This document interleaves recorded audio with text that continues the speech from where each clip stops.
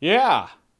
So that happened. But first of all, I'm gonna let you know, if you're not caught up on Game of Thrones Season 3, don't watch this video. And if you have that thought in your mind, like, well, I'm caught up, but I don't see a reason why he's doing a video now, you're not caught up. Go catch up. For the rest of you, thanks for sticking around, and yeah, I'm a little unkept today. I'm unshaven. Why? Because I'm in grieving. Because I'm allowed to be. Because I saw that shit. Shaving doesn't matter anymore. Because the Starks are dead. Well, alright, correction, they're not all dead. There are still a couple of Stark kids out there. But for the most part, yeah, they're wiped out. We're gonna talk about this shit because this was some really monumental shit. Once in a while, I see things that I'm like, that's worth doing a video on. This wasn't just something though. This wasn't a thing that's worth doing a video about. This was the Red Wedding. I had no idea. I haven't read the Song of Fire and Ice books. I thought Filch from Harry Potter was being all hospitable and shit. We were there for a wedding. It just... Fuck, it doesn't even... I'm getting ahead of myself. I'm gonna back up. I'm gonna explain what happened. And in no way, shape, or form is my explaining what happened gonna capture the rapture and tragedy of the moment. But we're gonna try, because I wanna talk. I need to get it out. It was the first thing I thought, being paralyzed in just speechlessness. I thought, I need to do a video.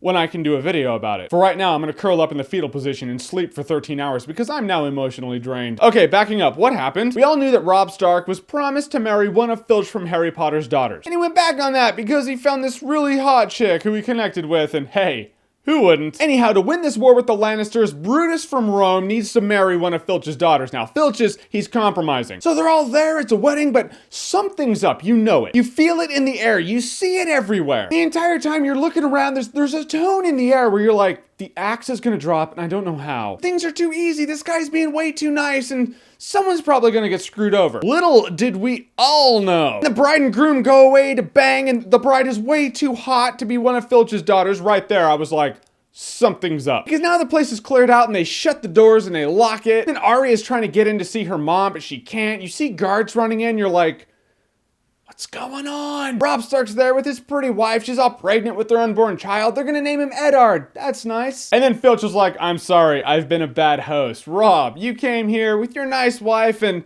I just want to extend you a thank you, or whatever the fuck he tells them. Warning, most normal people who have had a pretty good childhood in their life, or generally speaking still have a soul, might find the description of these events a little unsettling. However, I saw the event, so I'm right there with you. Okay, you've been warned, here we go. Because it happens, this guard goes right up to her, the pregnant chick, takes a knife and just gut stabs her a few times in horror. You're watching this and you're like, you can see reaction shots on YouTube of people watching what is called the Red Wedding. Chicks are all curled up in balls like this, and dudes are just like, That's what I was doing. I was one of these people. I was just like this. I was like this in horror for about 5 solid minutes. Robb gets shot with a couple arrows. Everyone's getting massacred in this place. Filch is just, laughing because he's a dick. Catelyn Stark gets hit with a couple arrows. The direwolf gets shot. Killed. Dead. That's when I knew. I was like, well, Robb's dying because the direwolf is dead. Robb clutches his dead wife in his hand. She's dead. He has his hand on her stomach. It's all gross and shit. Catelyn Stark grabs Filch's wife by the hair, has a knife to her throat, and she's like, let us go and I'll forget this or I will kill her. Robb stands up. You can tell he's done. He's like, no. She's like, Robb, leave. He's like, you can tell there's nothing out there. They've lost. This dude comes up and says the Lannisters send their regards, stabs him. He's dead. Catelyn Stark freaks out and just slices this chick's throat. She's screaming. This chick dies. This dude comes up to Catelyn Stark, slices her throat. She drops to the ground. She's dead. And right now you're like, oh yeah, it's a nice little Greek tragedy. Okay. No, it's not just a Greek tragedy.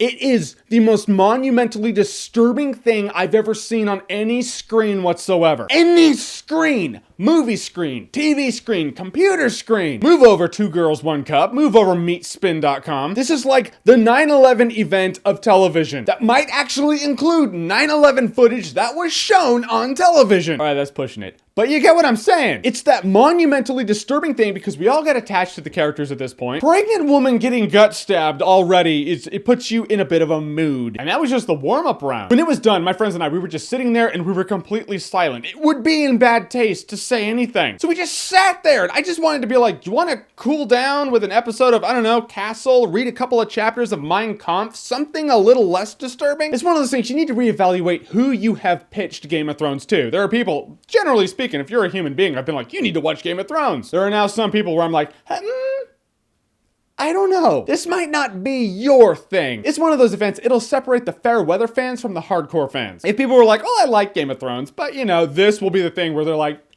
yeah, I think I'm done. And if you do, it's fine. It just means you're a human being. If you keep watching it, you're also still a human being, but you're kind of like me, I guess. I don't know what that means, but the point is, we all found it messed up. No guy tugs one out after watching that episode. None. Any guy, doesn't matter who you are, you could have the hottest Scandinavian chick on your lap trying to fuck your brains out, and you'll just be like, oh, no, not today.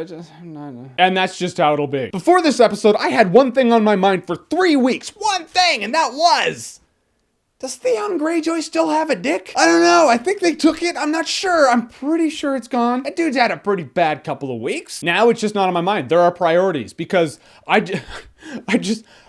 walked out of the episode going, well, that was the Manson home videos. That's interesting. Probably not what I would want to watch every day or ever. I have not had any fictional piece of work impact me like this because they're characters. They're not real people. The real actors are fine. They'll live on and they'll be fine. The characters had a pretty shit day, which made me in turn have a pretty shit day. Do I hate the show? I don't hate the show. I love the show. I'm just saying it's one of those things. And I'm forewarning everyone out there. If you tweeted, well, I don't get what the big deal was about the Red Wedding. Just so you know, you're now on the FBI's watch list for being a serial killer. They were like, oh, we flagged another serial killer. Someone wasn't affected by the Red Wedding. This was a pretty impactful episode. This was heavy gravity type shit. I do like the fact that it does illustrate, yeah, you know that war between the Lannisters and the Starks? It doesn't matter. There's really bad, evil lit shit coming from the north, and Daenerys Stormborn of the House Targaryen has dragons. You have better things to worry about. That war was like a high school squabble. I'll tell you this though, that continent can rot for all I give a shit. I want Khaleesi to come over with her dragons. I'll be like, yeah, I'll turn it to ash. They're either assholes who need to die, or they're damaged beyond repair, and they probably should die out of mercy. Sorry, Arya. I love you, but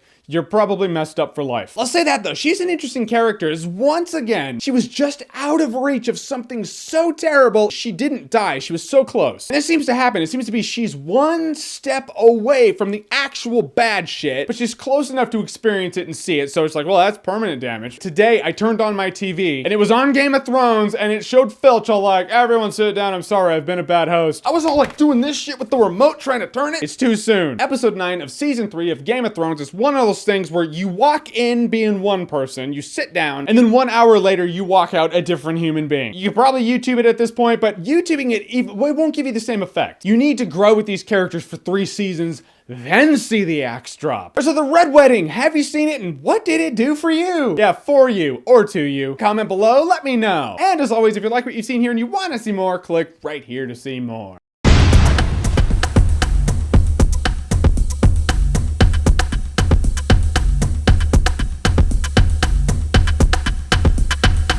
The night is dark and full of terrors. Yeah, no shit, lady, so are weddings.